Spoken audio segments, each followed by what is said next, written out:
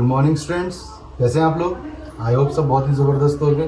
पढ़ाई भी सबकी बहुत ज़बरदस्त चल रही होगी, तो उसी पढ़ाई को हम कंटिन्यू करते हैं। कल हमने स्टार्ट कर दिया था alternating current. Alternating current is very important concept, basically class 12 physics से रिलेटेड है। कुछ छोटी मोटी चीज़ें इसमें से हटाई गई हैं, लेकिन फिलहाल हमारा इंटेंशन पूरे चैप्टर को पढ़ने का है, तो हम उस पूरे चैप्टर को कंटिन्यू करते हैं। ठीक है, वीडियो लगातार देखते रहिएगा, डाउट्स अपने जो भी हों पूछते रहिएगा। आपकी पढ़ाई बहुत ही स्मूथली चल रहा है। तो चलिए हम स्टार्ट करते हैं ऑल्टरनेटिंग करंट। कल हमने ऑल्टरनेटिंग करंट का बेसिक इंट्रो दिया था, आज उसको हम आगे बढ़ाते हैं। आज का जो हमारा जो टॉपिक है, इससे रिलेटेड न्यूमेरिकल्स आते हैं, और अगर आप बहुत ज़्यादा लकी हुए तो ये प्रूफ करने के लिए आता है। ठीक है ना। आज हम बात करेंगे मीन वैल्यू या फिर एवरेज वैल्यू। ठीक है ना। तो mean value of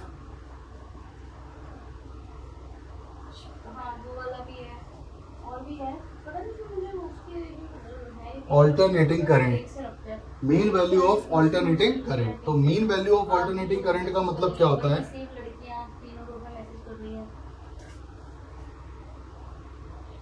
mean value of alternating current क्या होता है, देखिएगा। जैसा कि आपको मालूम है, कोई भी ऑल्टरनेटिंग करंट, मैंने आपसे बोला था कि कोई ना कोई ये फंक्शन फॉलो करता है। लाइक आप साइन फंक्शन लेके चलते हो, देखिएगा ये इसका फर्स्ट साइकिल होता है और ये इसका सेकंड साइकिल होता है।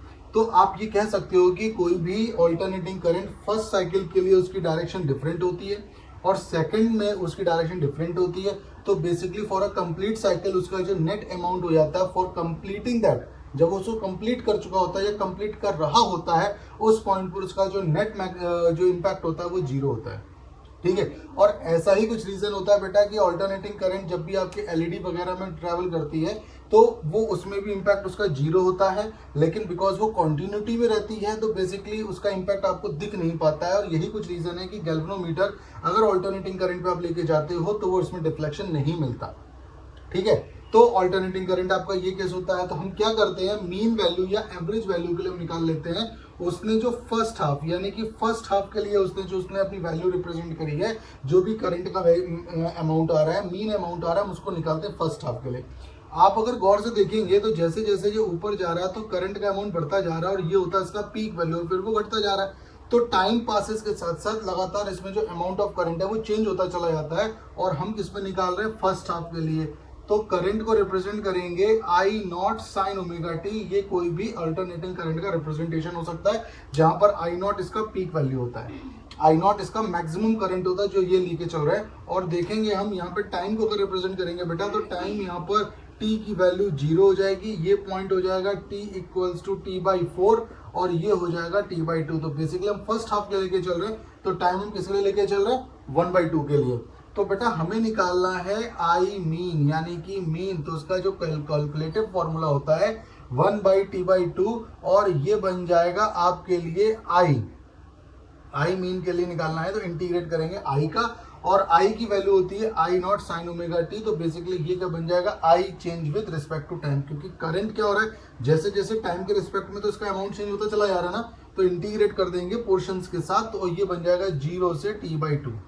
ठीक है। तो हम क्या करते हैं, आई मीन हम निकालने वाले हैं। We are going to find out I mean, और टी की वैल्यू आपको मैंने कल के फॉर्म में बताई थी। टाइम पीरियड होता है 2π/ω। तो 2π/ω आपने यहाँ पर अप्लाई कर दिया इंटू 2, 0 से अप्लाई कर देंगे 2π/ω इंटू 2, और आई की वैल्यू आ जाएगी I naught sine omega t d t. 2 से 2 कैंसिल कर देंगे, 2 से 2 कैंसिल कर देंगे। तो यहाँ पर आपको जो आई मीन मिल रहा है वो बन जाएगा ω/π, 0 से π/ω I naught sine omega t d T.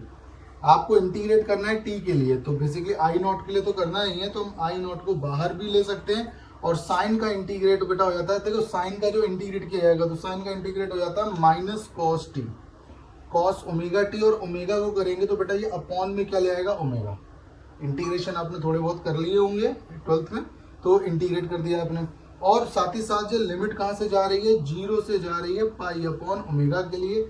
तो आपने ω/π आई नॉट अपॉन ओमेगा, माइनस को फिलहाल आप बाहर ले लो, तो कॉस ओमेगा टी की वैल्यू अपर लिमिट के साथ π/ω अप्लाई कर दी जाएगी, माइनस ओमेगा टी की वैल्यू 0 अप्लाई कर दी जाएगी।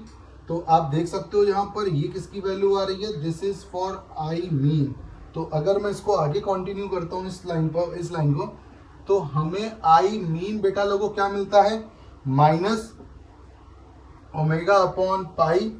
ठीक है, आई ओमेगा से ओमेगा कैंसिल हो गया तो जरूरत नहीं है इसकी, तो आई नॉट अपॉन पाई, तो ये मिल रहा है हमको I naught upon pi, I naught upon pi, और ओमेगा से ओमेगा यहाँ भी कैंसिल हो चुका है, तो इधर मिल रहा है आपको cos pi minus cos pi पे minus cos zero. Value put करोगे, कॉस वाई की वैल्यू होती है -1, कॉस जीरो की वैल्यू होती है 1, तो -1 साथ में आ रहा था, -1 कितना हो गया 2, 2 का ये हो जाएगा प्लस। तो आपको जो आई मीन मिलेगा वो मिलेगा प्लस का 2, इसकी वैल्यू 2 हो गई, 2 आई नॉट अपॉन पाई। तो क्या हो गया, ये 2 आई नॉट अपॉन पाई हो चुका है। और अगर हम इसको पाई की वैल्यू 3.14 से अगर लगा के कैलकुलेट कर देते हैं तो ये बन जाएगा 0.637 आई नॉट, इसकी वैल्यू आ चुकी है आई मीन की 0.637 आई नॉट, यानी कि ये कह सकते हैं जो mean value of current travel करता है किसी भी सर्किट में, वो पीक वैल्यू ऑफ करंट का परसेंट अगर निकाले तो 100 से मल्टीप्लाई कर देंगे तो 63.7% ऑफ आई वैल्यू, यानी कि आई नॉट, जो आपके पास मीन करंट होता है वो आपके पास मेन करंट का 63.7% ऑफ आई नॉट होता है। सो दैट इज वाई कि हम क्या कहते हैं कि इस तरीके से हम क्या निकालते हैं, मीन वैल्यू। क्या निकालते हैं, मीन वैल्यू। तो किसी भी ऑल्टरनेटिंग करंट की मीन वैल्यू क्या होती है, उसके फर्स्ट हाफ में जो करंट अमाउंट आपको मिल रहा होता है उन सबका एक मीन कहते हैं हम उसे, क्योंकि फुल सर्कल के लिए तो आपका वो एवरेज हो, वो कहने का मतलब जीरो हो जाता है। तो इस तरीके से हम इसको कंप्लीट कर सकते हैं। दोबारा वीडियो को देखेंगे आपको आंसर मिल जाएगा। तो इसको मैं यहाँ पर रब करता हूँ, तो आप बोल सकते हैं 63.7% ऑफ पीक वैल्यू जो होती है वो आपको क्या मिलती है, मीन वैल्यू मिलती है। इसके बाद एक और बहुत ही इंपॉर्टेंट कॉन्सेप्ट की तरफ हम आगे बढ़ रहे हैं। जो हमारा अगला जो नेक्स्ट कॉन्सेप्ट है वो क्या है, वो देखिएगा क्या है। तो जो हमारा नेक्स्ट कॉन्सेप्ट है वो है root means square value of alternating current. Root mean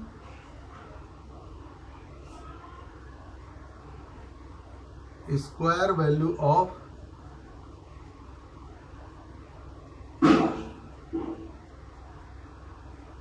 alternating current, यानी कि किसी भी ऑल्टरनेटिंग करंट की रूट मीन स्क्वायर वैल्यू क्या होती है। तो root mean square value of alternating current की बात करेंगे तो देखिएगा अभी आपने क्या निकाला था, मीन, ठीक है, इसी को स्क्वायर करके रूट कर देंगे तो ये क्या कहलाएगा, IRMS। लेकिन ये ध्यान रखिएगा ये फुल सर्कल पे मिलता है या कंप्लीट ऑसिलेशन पे मिलता है, ये जरूर ध्यान रखिएगा, बस इतना मेरा रिक्वेस्ट है। तो इसमें टाइम पीरियड की जगह टी आ जाएगा। तो बेसिकली आपको पास फिलहाल अभी मीन वैल्यू आई थी, तो मीन वैल्यू को हम क्या कर देते हैं, आई स्क्वायर, मीन तो था उसका स्क्वायर कर देंगे तो बेसिकली आई का स्क्वायर आई नॉट हो जाएगा बेटा, और वो फुल के लिए आ जाएगा। तो ये आ जाएगा 1/t 0 से t आई naught square sine square omega t d T. Ditto वही चला है, बस उसको स्क्वायर कर देंगे। और ये किसके लिए आएगा बेटा, ये पूरे डिफ्लेक्शन यानी कि पूरे स्केल के लिए आता है, यानी कि पूरे कंप्लीट सर्कल के लिए आएगा।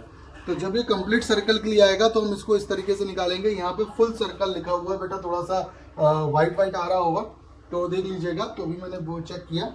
तो आपको सबसे पहले अगर आपने मैथ्स के स्टूडेंट हैं या बायो के हैं, वॉट एवर, मैथ्स वालों को पता चलता है साइन स्क्वायर ओमेगा टी का इंटीग्रेशन नहीं होता। तो आपने एक कॉन्सेप्ट पढ़ा था cos 2 थीटा, क्या था, 1 - 2 साइन स्क्वायर थीटा।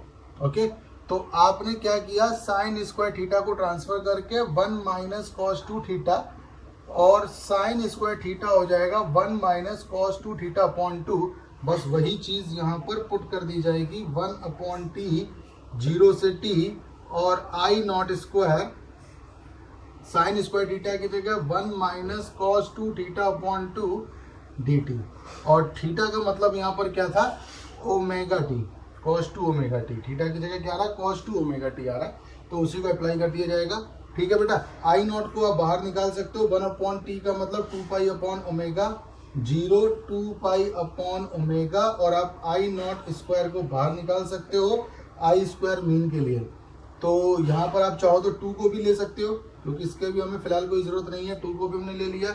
हमारे पास आ जाएगा 1 - cos 2 ओमेगा टी dt। हमें इसको इंटीग्रेट करना है बालकों, तो ये क्या बन जाएगा, I naught square omega 2 pi into 2, क्या बनेगा ओमेगा 2 पाई इंटू 2।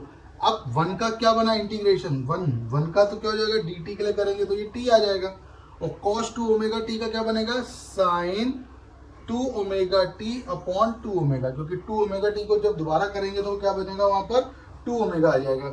और बेटा इसमें लिमिट क्या लगेंगी 0 से 2 पाई अपॉन ओमेगा, 0 से 2 पाई अपॉन ओमेगा, ओमेगा के लिए लिमिट अप्लाई करनी है।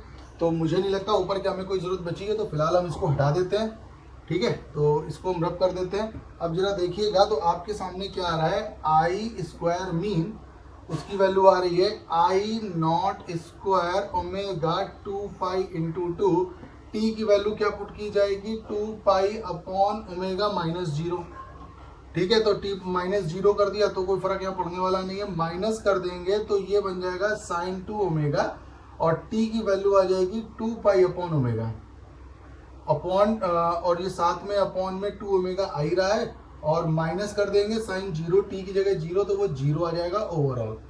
तो ये बन जाएगा I square omega 2 pi into 2, और ये बन जाएगा 2 पाई माइनस ओमेगा, ओमेगा से ओमेगा कैंसिल, ये हो जाएगा sine 4 pi minus 0 upon 2 omega. देखिए साइन एन पाई के कॉन्सेप्ट क्या होते हैं, 0 होते हैं।